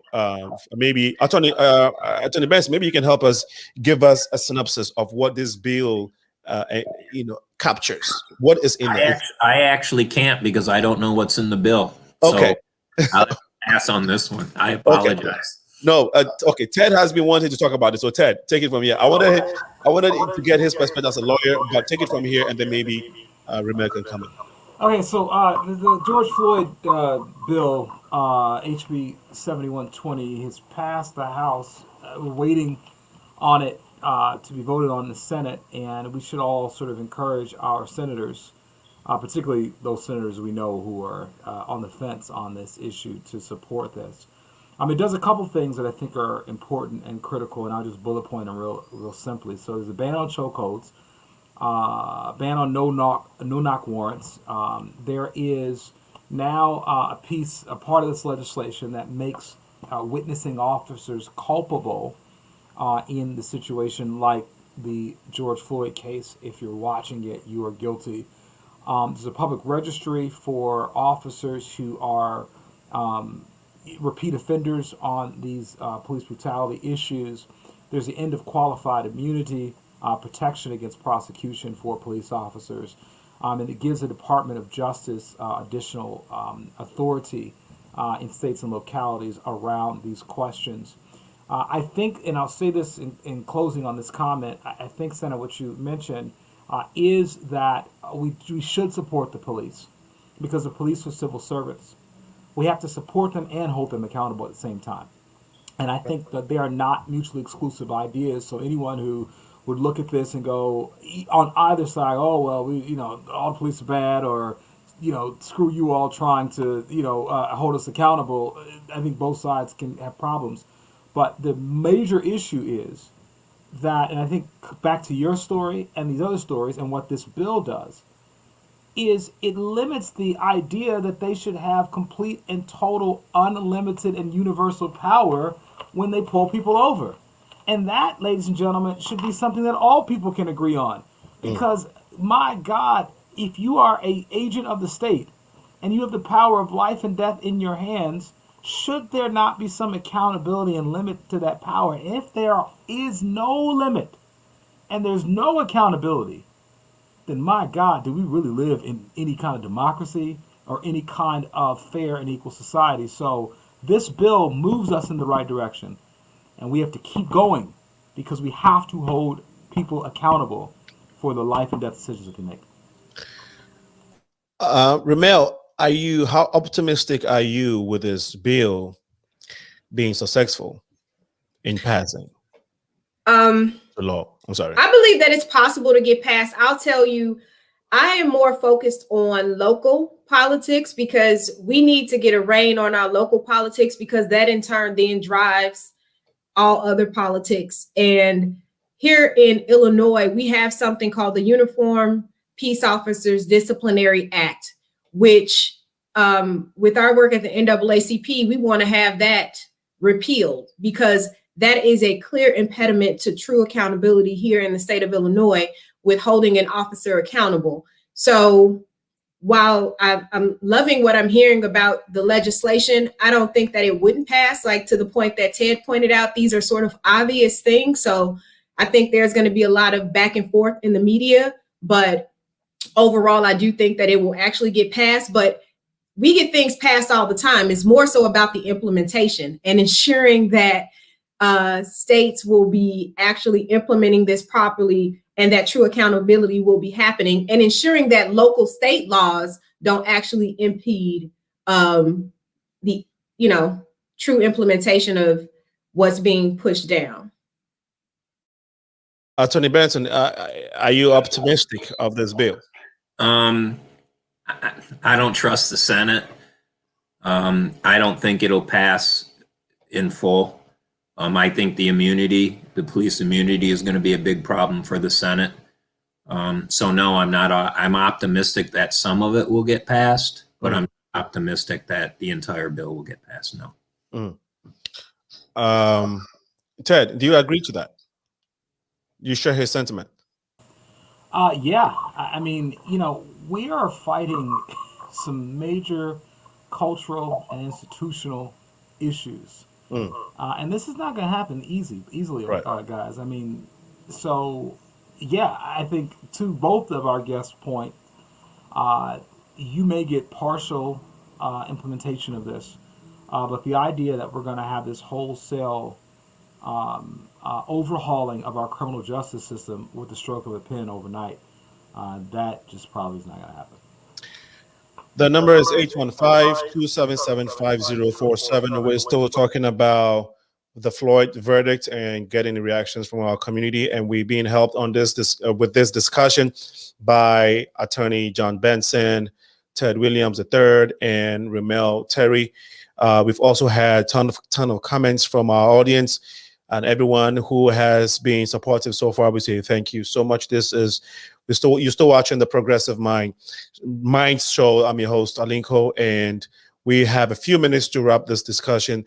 I would say in about 10 minutes, we should be rounding up. And if you, again, had taken anything so far, or let's say somebody said something that you've been confused of, you're confused about, please feel free to ring in or share your comment on Facebook or YouTube, because we're live on both platforms and we can share it. The show is also being carried live by MyStar radio station, MyStar online radio station, which is out in Washington, D.C. It is a Pan-African radio show for the discerning listener.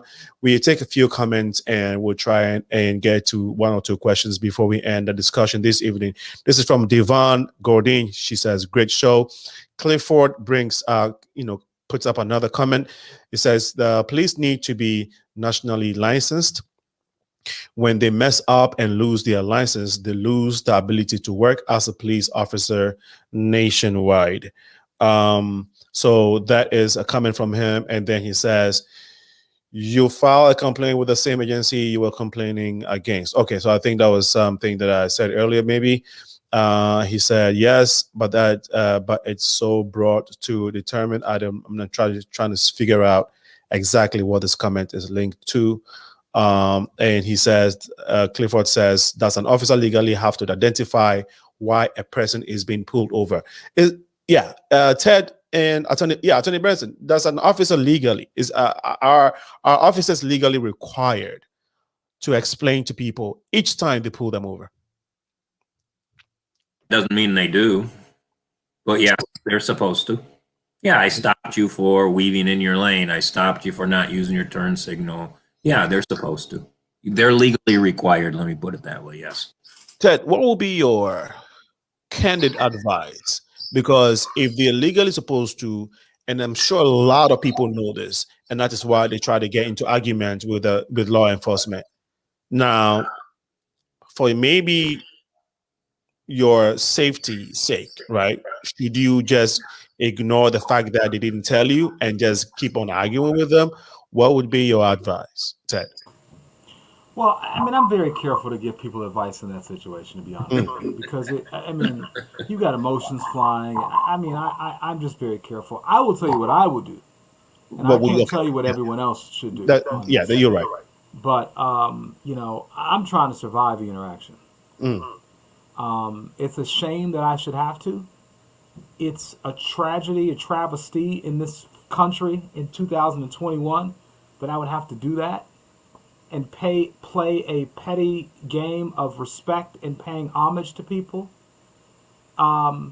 because that's what happens oftentimes, is that people want to know if you respect them because they have power over you, and then they decide how they're going to treat you based on that, which is what happened to you, Alinco. Yeah. I will fight it, but I may or may not fight it right that moment. But you better believe, if it happens, I'll be calling my brother John Benson over there, and we're going to court. Well, okay. So now we know what Ted is going to do. So I think I'll take a cue from what Ted said. Sorry, Attorney Benson. I think we had you on mute. You were saying something earlier? Well, they're lawfully required to tell you why they stopped you, and they're only allowed to hold you so long as required to effectuate the reason they pulled you over. In other words, if they stop you for not using your turn signal, they're only allowed to hold you as long as required to write a ticket for not using your turn signal. That's what the law says. Now, that's what they're doing, but that's what the law says. Remel, where do we go? How do we start mobilizing, or how do we start? No, not even start, because mobilization has been going on. How would you encourage folks who have been sitting on the fence, right? What would you maybe try to do to encourage people like that to get involved one way or the other? So I stand on, if we all did a little, we could get a lot done, right? So part of that is first engaging with those who you know are already involved and learning about what it is you can do, because everybody isn't going to be the person who can attend meetings or things of that nature, but maybe you can give up that coffee money for the week and donate it to an organization that's doing work to put on events, to put on education sessions for folks who want to learn more about policies and things of that nature. And another piece, I do want to go back to something that Ted spoke about, which it relates to George Floyd. He was stripped of his humanity, right? We can all agree with that.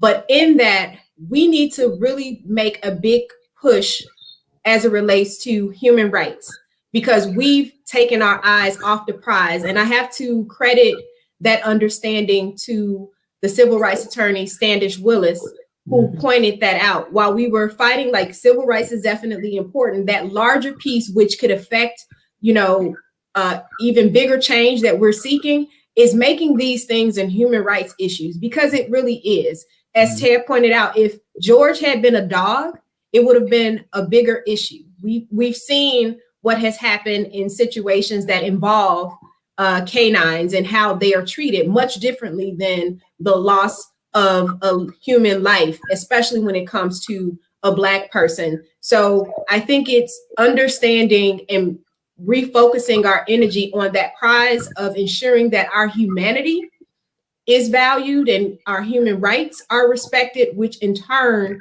will bring about the necessary changes as it relates to our civil rights as well.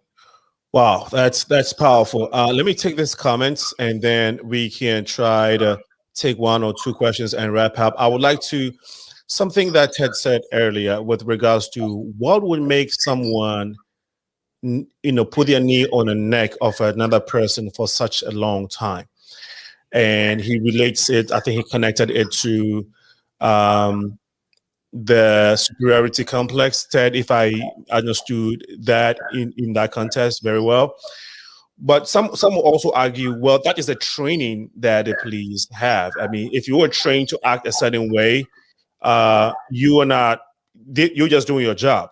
So is the police, is policing, the training that police people get, one of the things that is embedded in this George Floyd Act?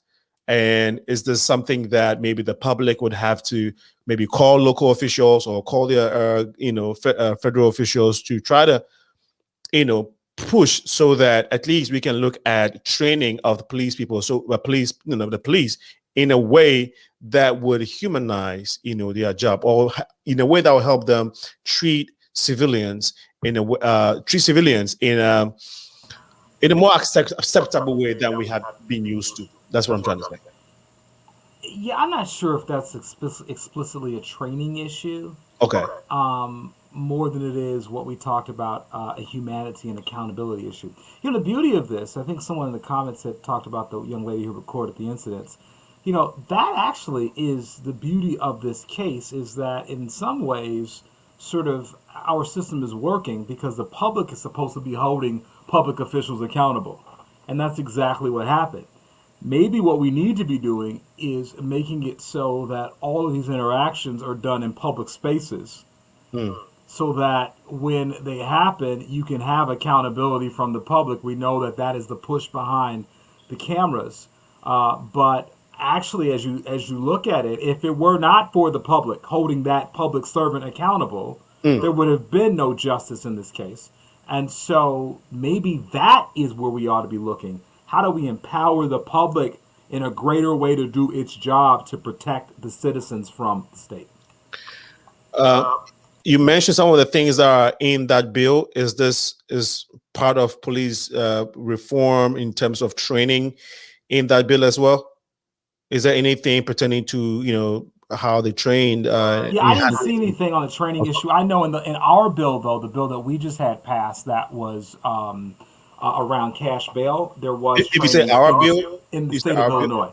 Okay, good. Yeah, the state of Illinois, we just had a bill that passed around ending the cash bail process. And in that bill was a slew of legislative acts that would deal with training, use of military weapons by the police, etc. So to our guest point here, the localities can do what the federal government may or may not do. Okay. Wow. All right, thank you. Thank you for explaining that. And this is from Beatrice Boaji. She says, good evening. I just want to say that we really appreciate the young lady who recorded the incident. The family of George Floyd really need to appreciate her, because I believe that if it wasn't for the video, it would have been a different thing as usual. But we give thanks to God. Thank you so much, Beatrice, for adding your voice to our convo this afternoon. This is from Joy Ogbonya, all the way from Nigeria. Linko, good job. Thank you so much, Joy, for adding your voice or contributing a way to help our discussion this afternoon. It's 2 minutes to the end of the convo already. So beginning of the show, I remember when you asked if we were going to take a break during the show. Sometimes it gets to this, where we want to take a break, but we are not able to take a break, because this is how we engage, and it becomes very engaging, and so we couldn't take it. But we are here. We're here at the end of the show, and I don't want to disappoint you. So we'll just take that 30 seconds break, and then we shall continue. We shall come back. We shall come back and end the show. This is a Progressive Mind Show. We shall be right back.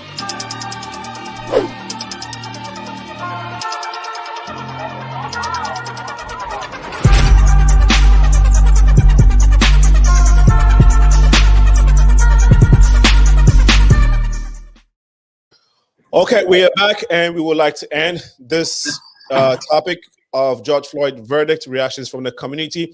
I'm going to start with the lady first. No, I think I like to hear her voice a lot. I like Remel's voice a lot, and so I'll start with John. Attorney Benson, help us with your closing regards to this convo. We look forward to engaging in maybe the gun issue and maybe other That'll take more than 2 hours. So yeah, Attorney Benson, your last words for today. Well, I'm am I optimistic? I don't know if I am. I mean, we have to keep pushing. I do feel there's a change in the air. Whether it dissipates into nothing, I don't know. But there is a momentum. I mean, the Black Lives Matter movement is an extraordinarily beautiful moment. They are young people who are out there putting their bodies on the line, and they're pushing. Let's support them. Let's keep pushing, because you don't get change very easily. Thank you. Ted. What he said.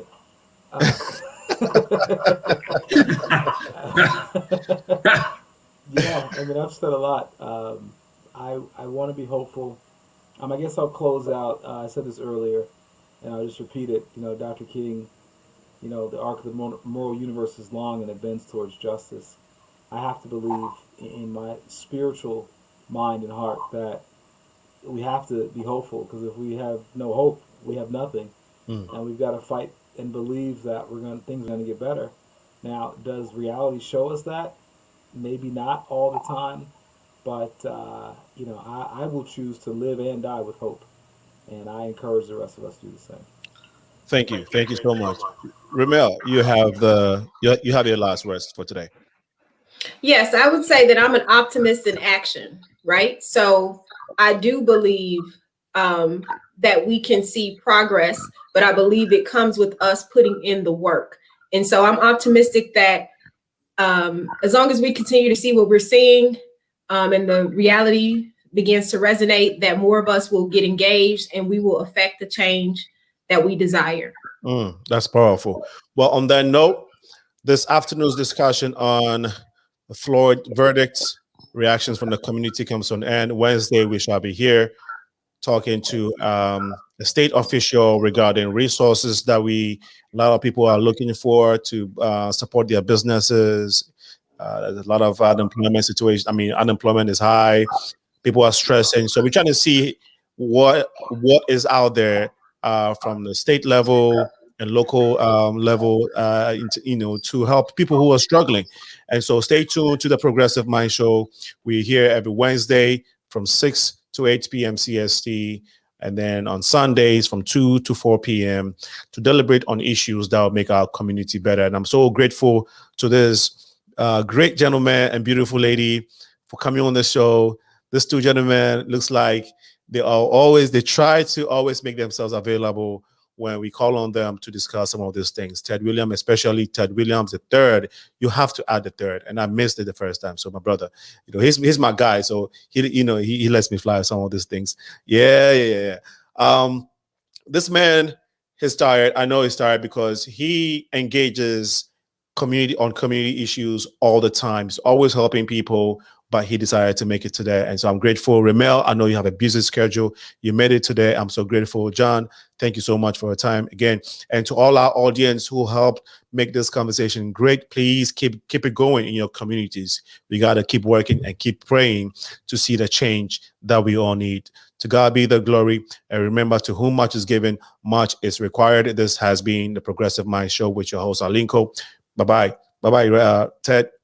Remel, bye, guys. See you tomorrow. See you another time, and have a wonderful rest of Sunday. Bye-bye.